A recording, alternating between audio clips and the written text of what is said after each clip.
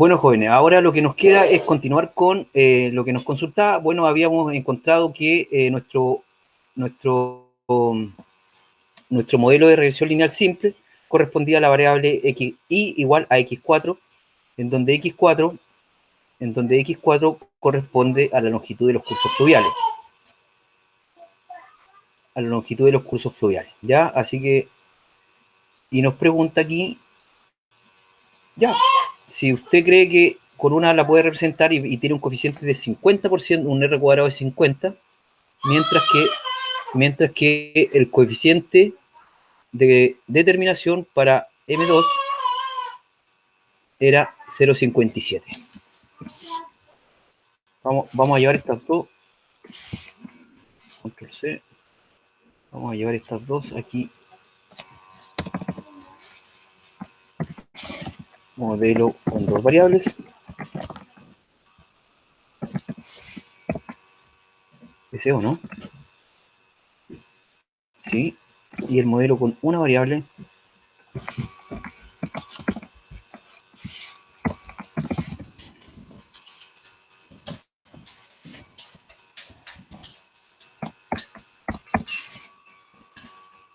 Es este. ¿Ya? Y la pregunta, ¿qué modelo propondría usted y por qué? Cuéntenmenos.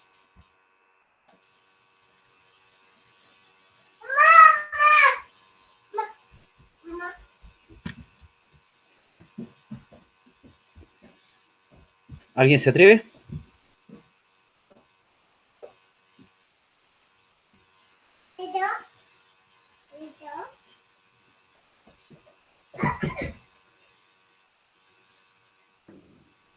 ¿El de las dos variables? ¿No?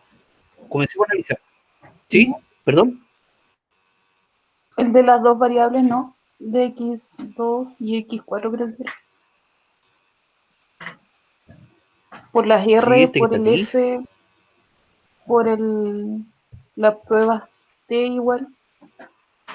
Ah, no, la otra tiene menos. Sí, veamos.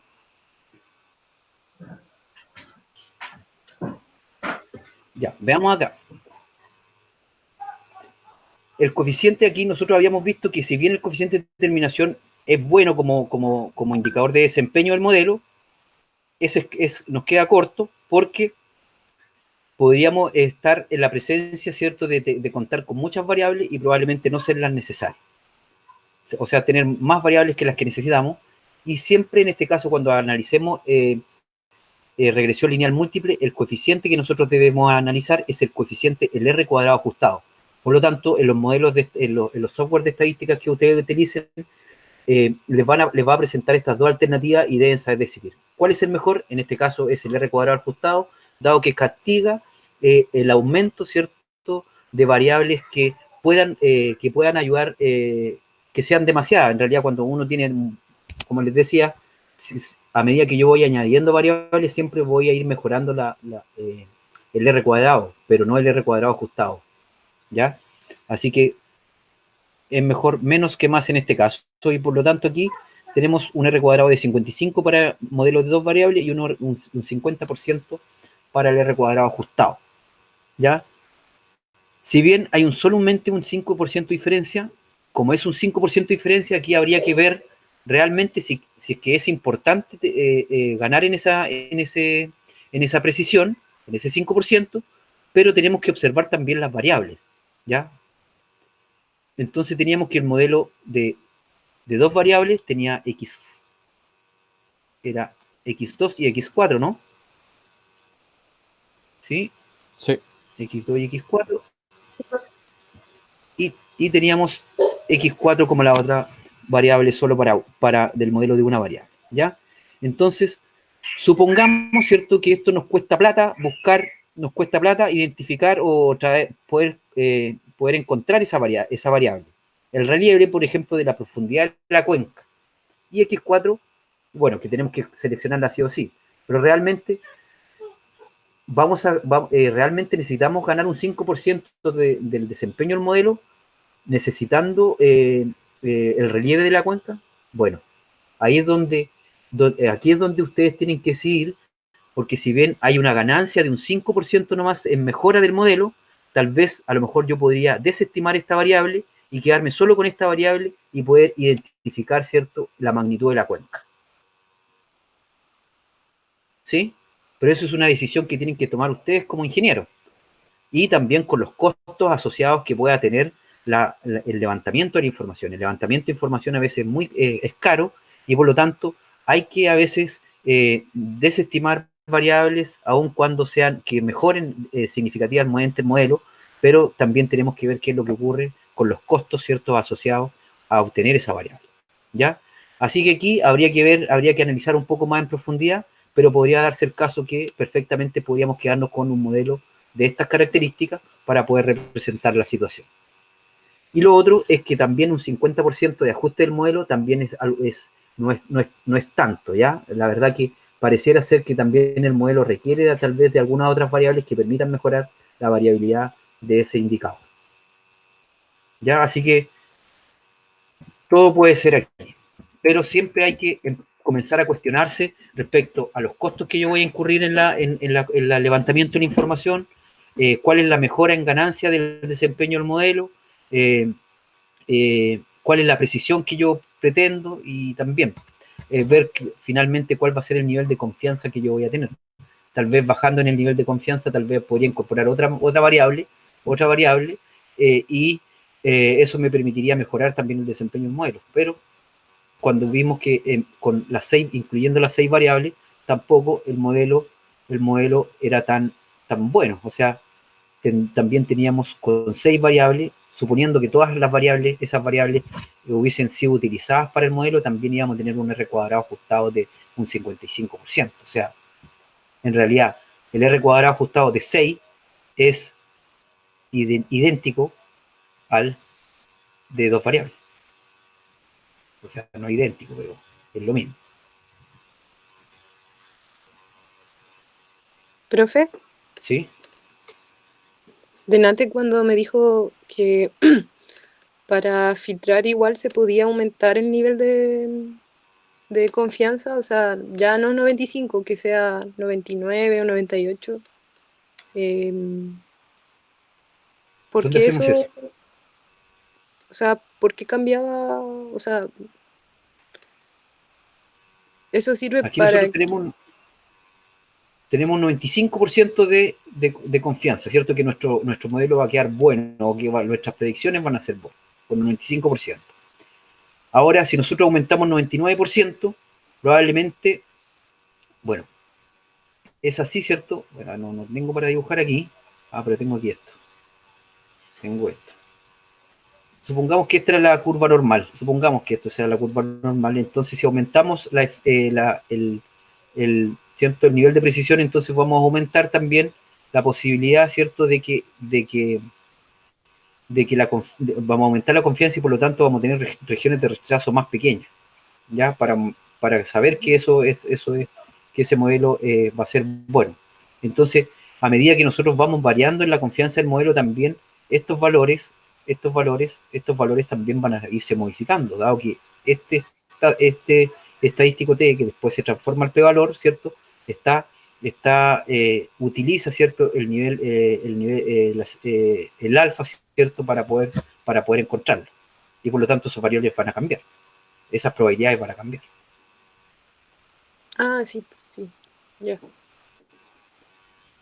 Entonces Ya en el ahí, en caso que algunos fuera... casos, cuando teníamos una que, por ejemplo, 0,0, a ver si tenemos alguna variable, no tenemos ninguna cerquita, pero tengo un ejercicio que probablemente lo vamos a hacer más rápido ya en la próxima clase, porque ya nos queda puro ejercicio nomás y solamente análisis, ¿ya? Profe, Así que ahí hay ejercicios donde aparecen cosas como cuando yo aumento el nivel de confianza, desaparece uno e ingresa otra variable.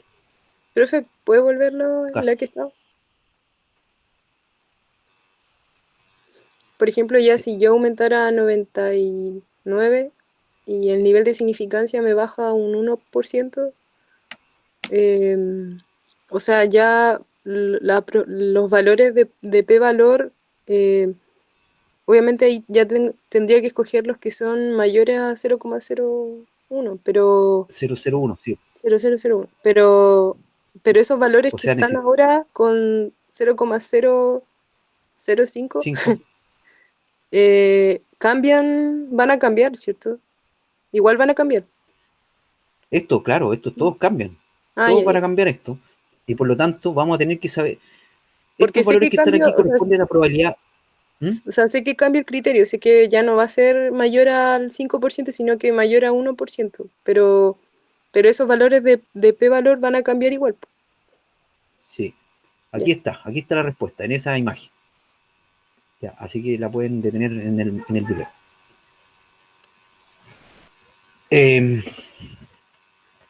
Entonces nos preguntaba ya con dos variables, una variable, bueno, pues dependerá de lo que andemos buscando.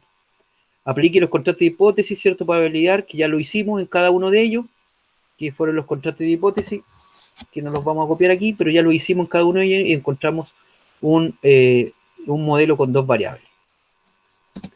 Luego tenemos, para evaluar la fiabilidad del ajuste o estimación de I, expresión lineal múltiple represente los valores reales de I y X.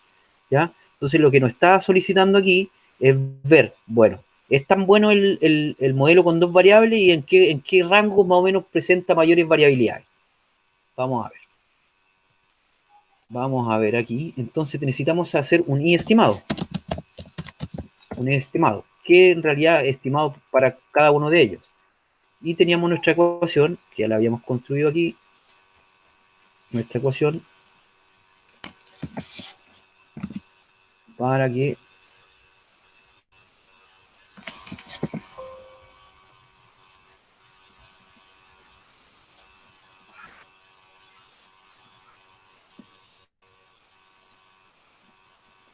ya, entonces tenemos, y nos necesitamos también nuestros coeficientes.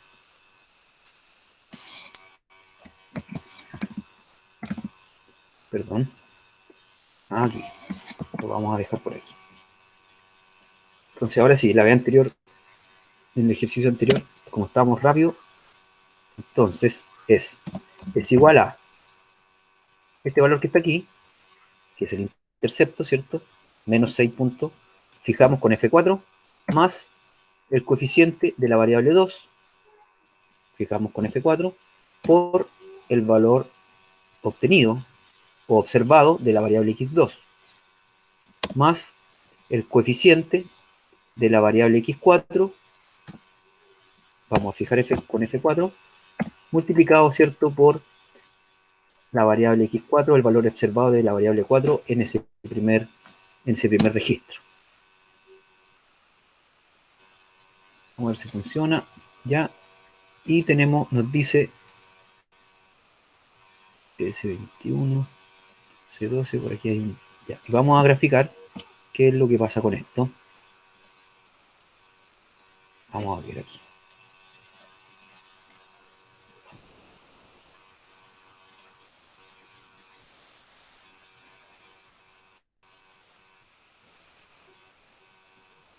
Como que agrandé mucho la cosa. Veamos cómo se comporta esta cosa.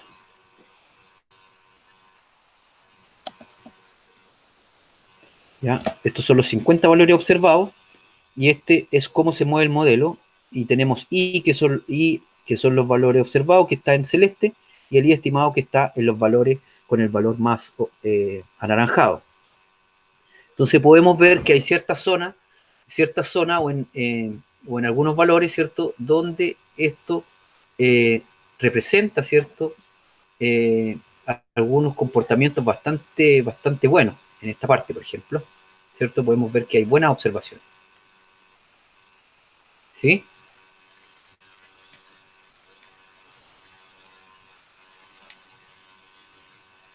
¿Alguien más puede sacar alguna conclusión de eso?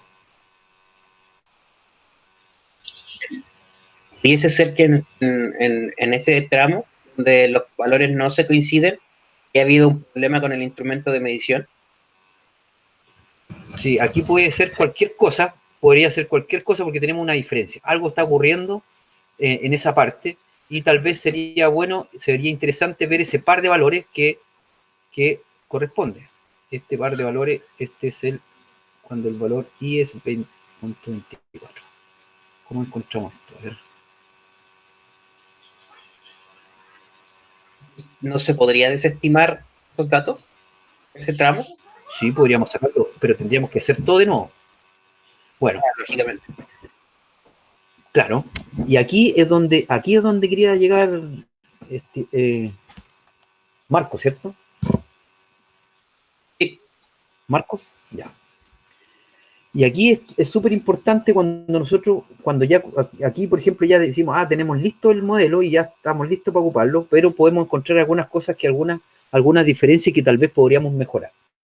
¿Y cómo podríamos mejorar en términos de eso? Tratar de observar, como tú dices, que probablemente hayan existido algunos valores escapados o algunos valores anómalos. Y por tanto, es a lo que donde yo voy es que en las primeras clases yo le hablaba que la información de entrada era tan importante a veces como todo el proceso de modelación. Porque si tenemos valores de entrada malos, probablemente podamos tener un modelo absolutamente malo y no nos sirva para nada. Entonces es fundamental tratar de analizar en cada paso que uno va desarrollando, tratar de encontrar. Lo primero es tratar de hacer la limpieza de la información. Toda la información que nosotros vamos a utilizar para construir el modelo, es importante tratar de validarla. Nos va a tomar un tiempo probablemente analizar par por par de valores, ¿cierto? O los registros, pero va a ser un trabajo que a la larga va a dar tranquilidad de que lo que nosotros construyamos esté correcto, ¿ya? Entonces aquí eventualmente podría haber un valor que a lo mejor podríamos haber desestimado. Y tal vez no era muy bueno, tal vez no era ese valor, a lo mejor era un valor que no nos y un valor escapado que a lo mejor podríamos haber eliminado porque llegó a lo mejor fue mal tipeado, el dato fue mal tipeado y probablemente no correspondía. Entonces chequear la data de entrada es muy importante. Entonces aquí esto tal vez pudiese haberse mejorado al haber hecho un análisis, ¿cierto?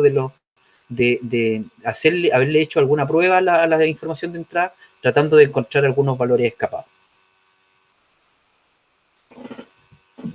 ¿Ya? Así que tenemos zonas donde el modelo se comporta casi idénticamente a los valores al día estimado, ¿cierto? ¿Ya? Porque esto que está aquí no es que ese valor nomás, sino que es el registro completo. El registro completo. Y vamos a ver, ese es el I.24.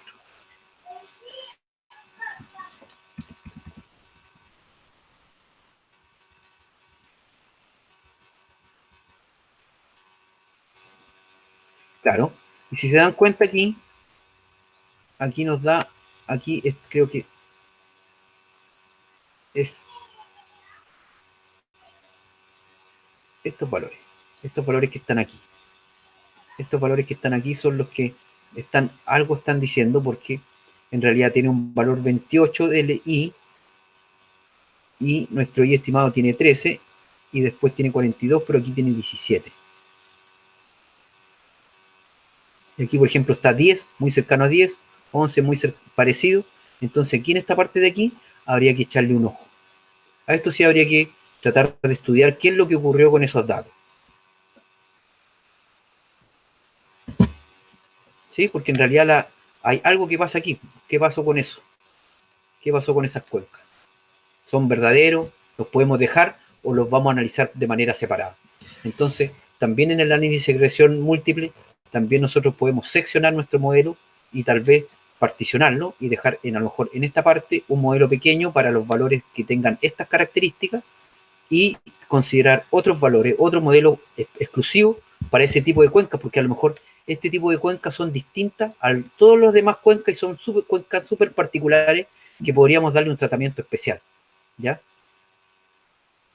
Entonces, a eso es importante ver cuando nosotros vemos qué es lo que ocurre con el I observado y el I estimado para ver si es que podemos seccionar el modelo, particionarlo en uno o varios,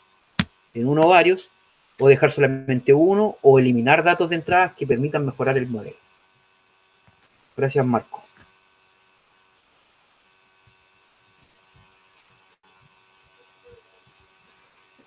Eso, ¿se entiende también esta parte de por qué hay que hacer los análisis correspondientes? Bueno, eso es.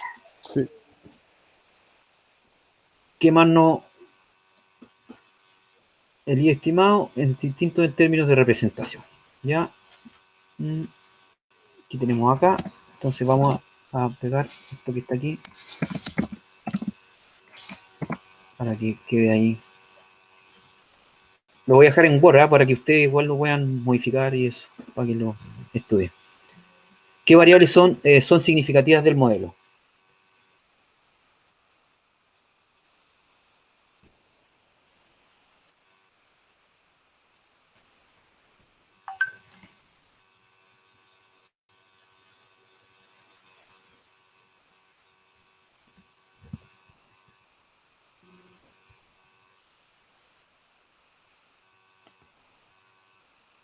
¿Ya? Muy bien. ¿Cuáles son las variables significativas del modelo? Profe, ¿esa es al modelo completo con todas las variables o solamente la que elegimos anteriormente? Por ejemplo, ¿podría ser 2 y 4 o solo 4? Sí, claro, porque al final las variables significativas corresponden a las variables que van a participar del modelo. ¿Ya? Tenía un poco de como estamos online, no se puede explicar todo esto así nomás, pero en realidad es para ver el vocabulario. Entonces, ¿qué significa que sean significativas las variables? Es que realmente puedan participar del modelo. Y en este caso son M2 y M4 que son significativas. ¿Ya? Aquí existe al menos una, son estas dos. ¿Ya? Eso significa que sean significativas. X2 y X4. Interprete En este cada uno. caso sería la longitud y relieve, creo que era la otra, o relieve y longitud. Sí, es relieve y longitud de los afluentes, creo, ¿no? De los cursos fluviales. Cursos fluviales, así creo. A ver, vamos a ver. De hecho, podríamos copiar y pegar.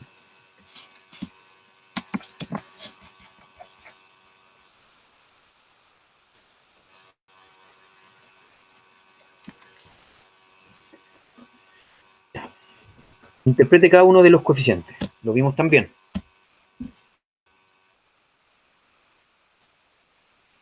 Vamos a seleccionar aquí. Jimmy, no. Cristóbal.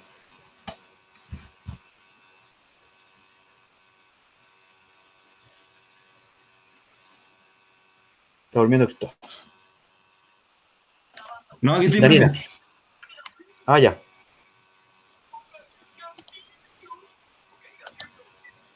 Interpretar los coeficientes. ¿Cuáles son los coeficientes? X2 y Estos son los X4, coeficientes. ¿o no? Y eso. ¿Perdón? Los de X2 y X4. Claro. Bueno, este es el intercepto, ¿cierto? Del hiperplano. Sí. En el eje Y. Le dejo los otros dos.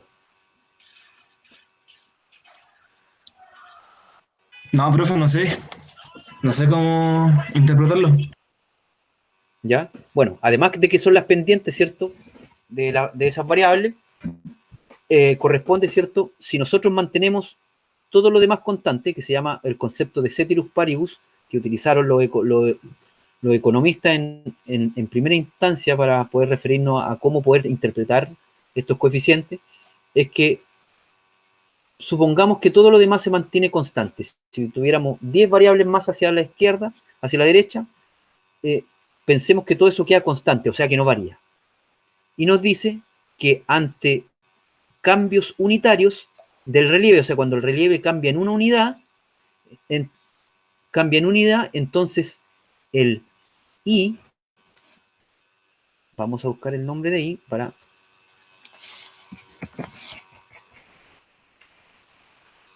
esto se llama I. Entonces, ante cambios unitarios del relieve, cambios unitarios, ¿cierto? Y la unidad de medida de I es en millas, o sea, de X2, en pies. Ante cambios unitarios, ante cambios de un pie, ante cambios unitarios del relieve, o sea, un pie, la magnitud de la cuenca, ese índice, ¿cierto?, va a crecer en 0.021, ¿ya? O que la razón de cambio que también se puede ver en términos de derivadas parciales, ¿cierto? La razón de cambio corresponde a 0.02 cuando el relieve varía en una unidad. Y lo mismo en la interpretación similar, o sea, la interpretación de la misma forma para la longitud de los cursos fluviales, o sea, ante variaciones, ¿cierto? Ante las variaciones unitarias de la longitud total de los cursos fluviales, el indicador, en este caso la magnitud de la cuenca de los números de cursos fluviales, va a incrementarse de manera positiva, porque tiene un signo positivo, ¿cierto?, en 0.04 unidades. Así se interpretan eso, ¿ya? Y podrían buscar en qué significa ceteris paribus para que tengan ese concepto para poder interpretar los modelos y también para poder interpretar otro tipo de ecuaciones cuando tengan ecuaciones más grandes en otras asignaturas.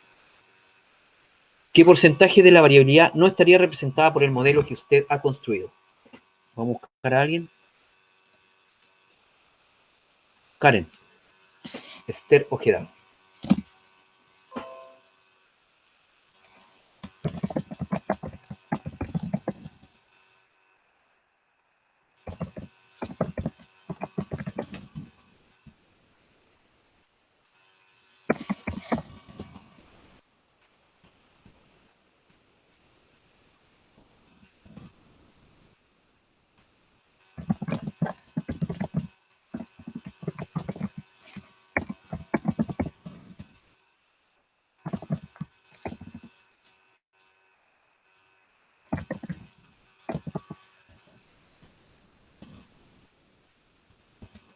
Karen.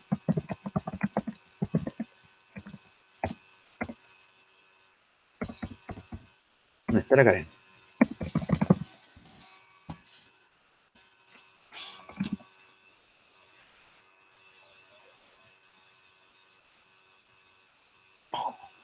Ya.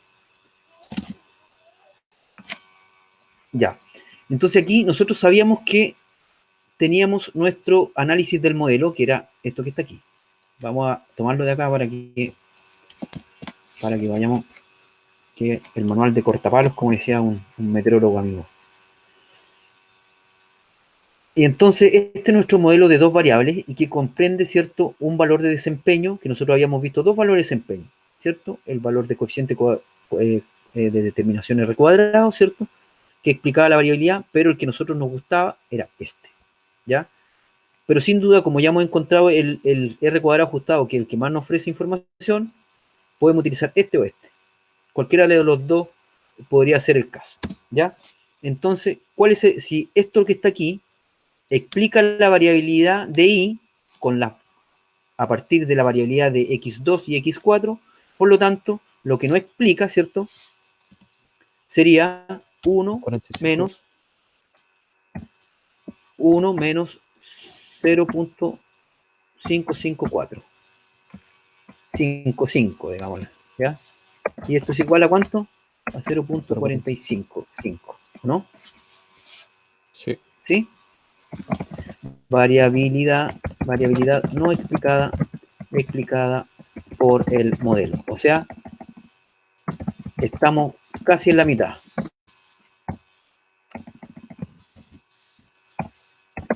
O sea, el modelo es bueno, pero la mitad no va. Bueno, en rigor tiene el 50% de que explica la variedad con dos variables. Igual es harto, en realidad, encuentro yo. ¿Ya? Profe, Así que, ¿sí? y por ejemplo, si es que se aumentara el nivel de confianza, ahí la variabilidad no aplicada sería menor, o no necesariamente. Habría que analizarlo porque todo puede cambiar, porque como tenemos temas probabilísticos y metidos dentro de la construcción del modelo, habría que revisar, pero como ya sabemos que hay dos variables o tres variables, podríamos partir con menos variables ya en este caso, ya, pero deberíamos probablemente ese R cuadrado suba, ya, pero puede pasar cualquier cosa en esto. Si tenemos más variables, lo más probable, si si vamos a tener más confianza en que que sea así, y vamos a tener más variables, es obvio que el R cuadrado ajustado va a crecer, pero tenemos que analizar las variables, tenemos que analizarlas cómo se van a distribuir ahí, ¿ya? Esto que está aquí lo vamos a dejar en negrito. Entonces la variabilidad no explicada por el modelo es de... Ya. Para el modelo que usted ha seleccionado, determine el tamaño de la cuenca si la elevación de la desembocadura es de 940 pies, el relieve es de 640 pies, el área de cuenca fuese 19 y así sucesivamente. Mientras yo copio, voy a seleccionar a alguien para que y ya quedan menos estudiantes. Y vamos a escoger a nuestro amigo Marco. Dígame, profesor. Ya, Marquito, hágase famoso. Le voy a poner la ecuación aquí, que es el modelo. Y cuénteme.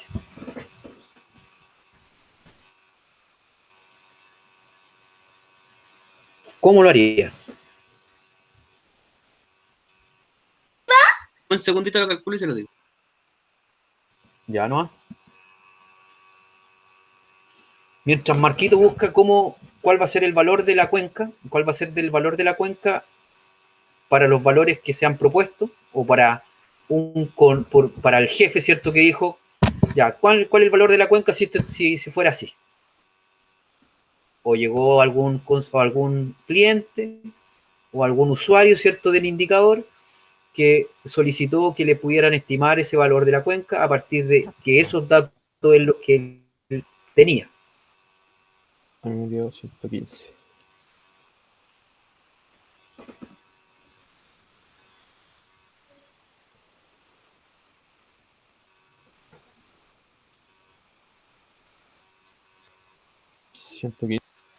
Me da 45,39. Vamos a ver. 940. Ahora sí, no con el Excel. Lo sospeché. 2667. Eso debería dar. Pero ¿cómo se llama esto? Ahí decía 640, no 2667. Dice 64 pies. 140. Muy bien, muy bien. Era para ver si estaba atento, ¿no? 115. Son 115. ¿Sí? Bueno, Sí, a mí me dio eso.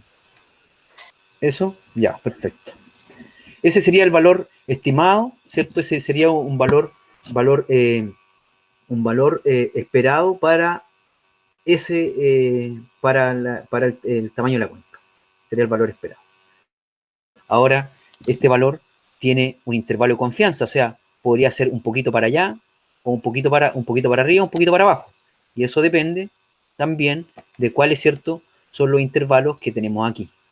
¿Ya? A partir de esta información nosotros podríamos encontrar, ¿cierto?, cuál es un valor mínimo, porque podría ser el valor que nosotros encontremos, ¿cierto? Tendría que ser un límite inferior y un límite superior para la predicción, ¿cierto? Y un superior e inferior, inferior y superior, ¿cierto? Tanto para el modelo como para el pronóstico. ¿Ya? Eso queda para la casa. Por eso ya creo que lo saben hacer. Pues lo hicimos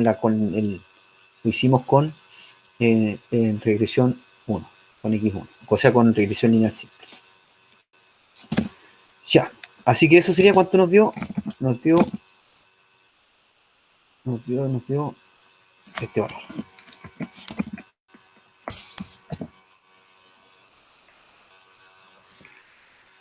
Ya. Bueno, si se dieron cuenta que hay algunas variables que no están incorporadas en el modelo y por lo tanto los valores que yo tengo aquí se desestiman y solamente se incorporan las variables que participan del modelo. Cualquier otro dato que no participe o variable que no participe no debe ser considerada para la predicción. ¿Ya? Eso sería, jóvenes, por hoy. Profesor, Voy a apagar. Sí. ahora que termine la clase, la Adi Maldonado